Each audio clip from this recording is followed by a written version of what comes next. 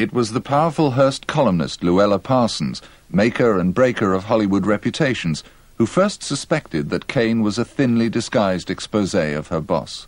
She demanded a private screening. I ran the picture with Luella. This was quite an experience. Bob Wise and myself, Luella and her chauffeur were the audience for a running. And she left sometime toward the latter part of the picture in high dudgeon. And I remember the chauffeur stayed. And at the end of it, he said, "Very good picture." She was outraged, just absolutely outraged. And, of course, the result was all sorts of things. Telephone messages from Miss Parsons to RKO boss George Schaefer, still in the RKO archives, taken by switchboard operator Yvonne. 5:40 p.m., Luella Parsons called. She's asking for Mr. Schaefer's home number. Says it's a matter of life or death to RKO. 6 o'clock p.m., Miss Parsons called again. Said she would wait only 5 minutes for you to return her call.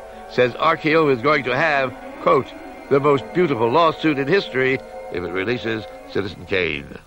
I had to get on a plane to go back to New York at RKO's command to show the film at a projection room at the music hall, show the film to the top executives of all the picture companies, not the vice presidents in charge of production on the coast, but the Kents and the Skouras, the people who were the presidents and chairman of the board of all the major companies. To show it to them and their lawyers. And the whole purpose of this was for them to determine, after seeing the film, these industry leaders, whether they would say to RKO, go ahead and release it, or RKO, in the interest of our business, for the well-being of our business, put it on the shelf, don't release it. Hearst newspapers imposed a countrywide ban. Kane was not to be advertised nor even mentioned in any Hearst journal. The major cinema chains run scared, refuse to take the picture. Disaster at the box office. And worse, recriminations, strange allegations of revenge.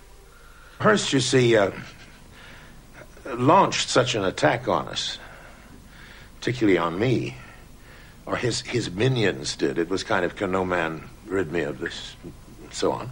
And I was once, well, this will get terribly long and anecdotal, but I'll try to tell it very quickly. I was lecturing in Buffalo. And after the lecture, I was with some people having dinner, and a waiter said, "There's a policeman wants to see you." And I turned white. I always feel guilty when policemen want to see me. And the cop turned out to be very nice. He said, "Don't go back to your hotel room." I said, "Why?" He said, "They've got an underage girl, undressed, and photographers waiting for you. It's a setup." So I didn't go back to my room that night. I just stayed up, took the plane in the morning. But that was as far as they were prepared to go. I would have gone to jail, of course. And they had the producers in Hollywood ready all together to pay RKO to burn the negative. It was nip and tuck, you know. Whether the negative would be burnt, the picture never shown. Herman Mankiewicz's crime was regarded as even greater. He'd been a regular guest at William Randolph Hearst's lavish parties at his castle, San Simeon.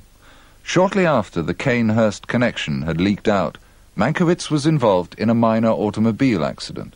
He scraped the side of another car, being driven by Mrs. Ira Gershwin. And the police made a routine report on it. And everybody went home. And then I guess about a week or two later, some Hearst reporter saw the report on the police blotter in Beverly Hills.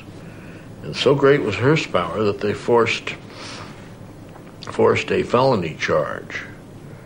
And suddenly my father found himself charged with felony drunk driving, and the police said that he was abusive at the scene, and, you know. So the word really had gone out from Hearst to get Mankiewicz. Oh, yeah, absolutely. No, Hearst, very vindictive man. The picture was about William Randolph Hearst, but the picture was also about Orson. And a great deal of stuff in that picture was taken not only from Hearst's life, but from Orson's childhood, from Orson's life, and certain characteristics of Kane were characteristics of Orson rather than William Randolph Hearst. I mean, the great scene where he demolishes her dressing room was definitely inspired by the great final scene of separation between Orson and me when he threw 4 flaming dishwarmers at me. The same kind of wanton and insane destruction at the loss of something that he really felt very strongly about was used there, and that was true in many instances.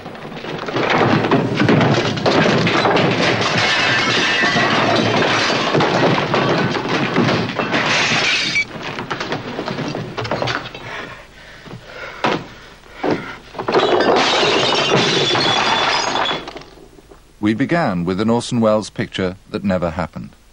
Now here's the first public glimpse of a version of Citizen Kane you'll never see.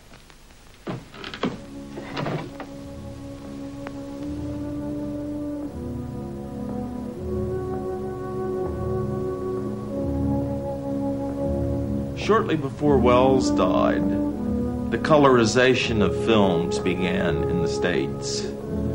And one of Welles' last wishes, it said, was, please do not let Mr. Ted Turner put his coloring crayons to my greatest creation.